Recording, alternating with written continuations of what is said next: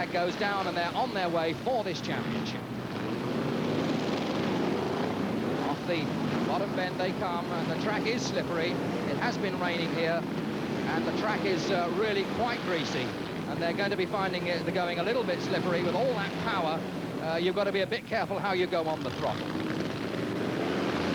And those ones had a little bit too much right foot down, and they finish up, of course, out there on the grass. They've now got some mud on their tyres, which comes back onto the track, which doesn't help them, or indeed the others. So here they come, thundering around, this enormous, massive horsepower.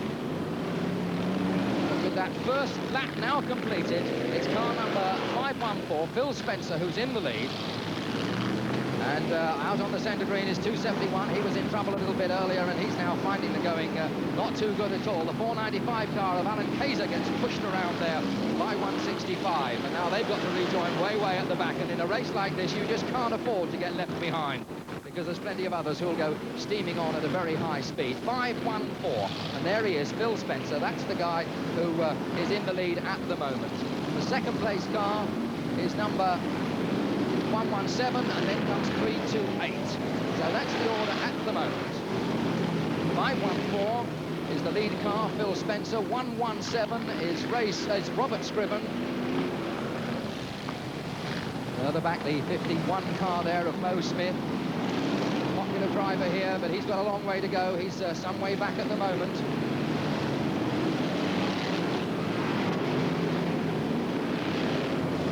Actual casualties as yet. Nobody parked out on the centre green. The whole field is still running.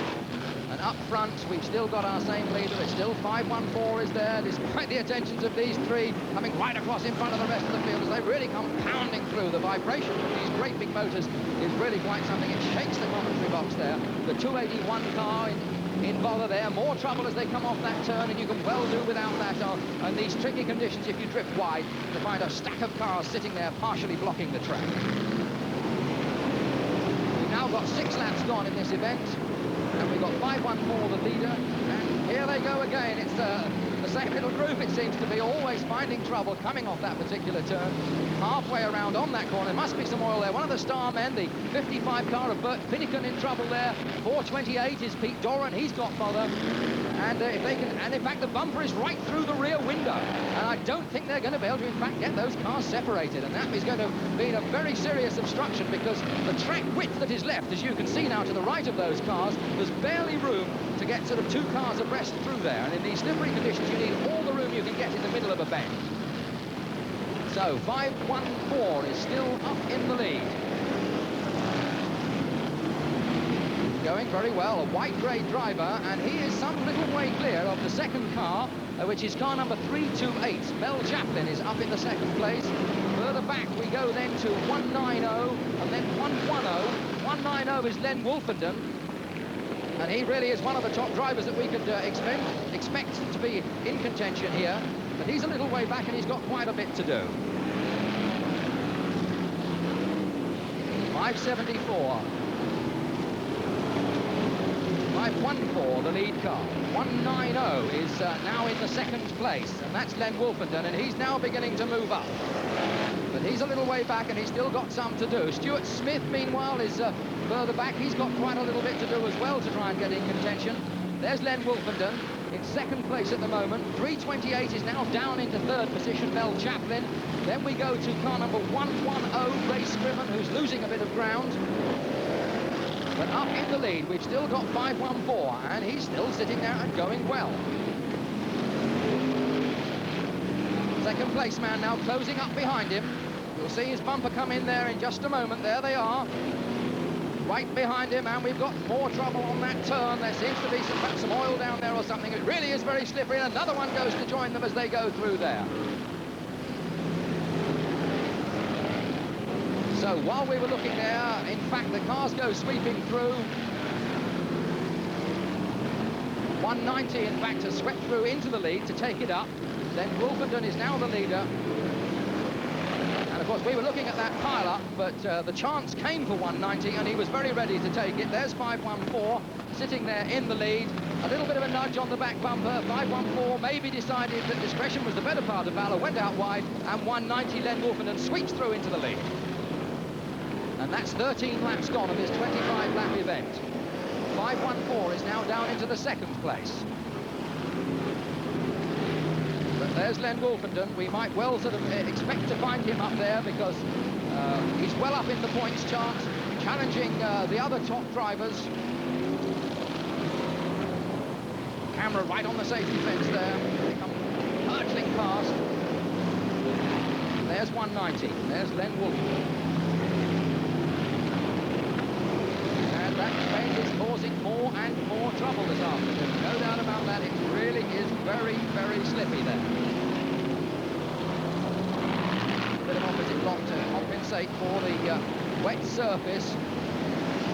We're still with 190. Still 514 in second place. 154 now has moved up into third position. That's Brian Powell's.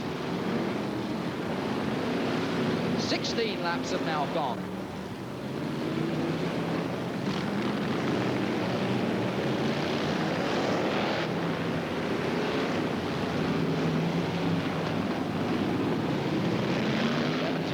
Now, how much longer can Len Wolfenden hold on? Few casualties now. We've lost 4 or 5 cars out on the centre green. But it's 190. 514 is in second place with 8 laps gone.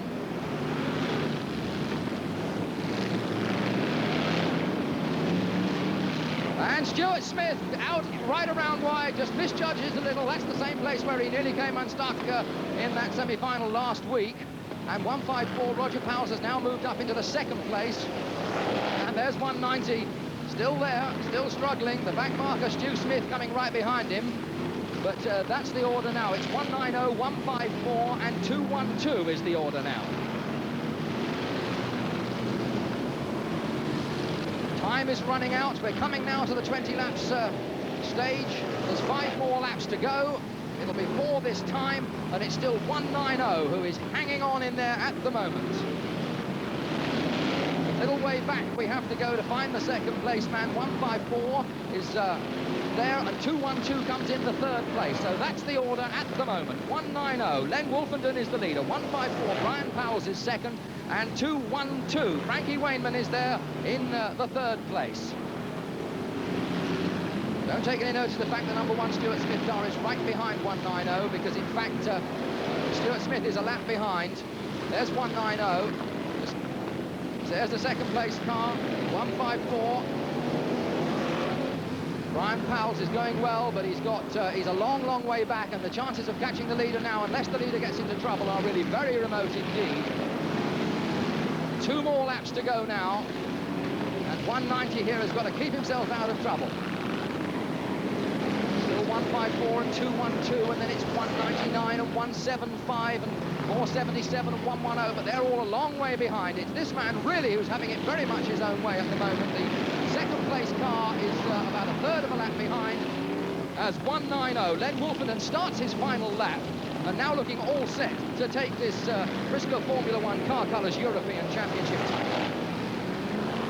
Beautiful control, his experience that has taken him up to the star grading, of course, standing him in good stead now. Here he comes, off the turn and over the line to take it, 190. Len Wolfenden pushed over by the by the world champion, number 1, Stuart Smith, who of course is in fact a lap behind. The second place men coming through are going to be 154. In fact, finishes in the second place. There he is, Brian Powles, and having crossed the line, 190 in fact spins out, but that doesn't matter. He was over the line, home and dry, and the third man home was car number 212, Frankie Wainman. But that's the man who in fact has taken this title, spun out having gone over the line, but he was there and home and dry to take the title before that disaster struck. So he had just crossed the line, in fact, when that bit of a disaster came, and here he is now,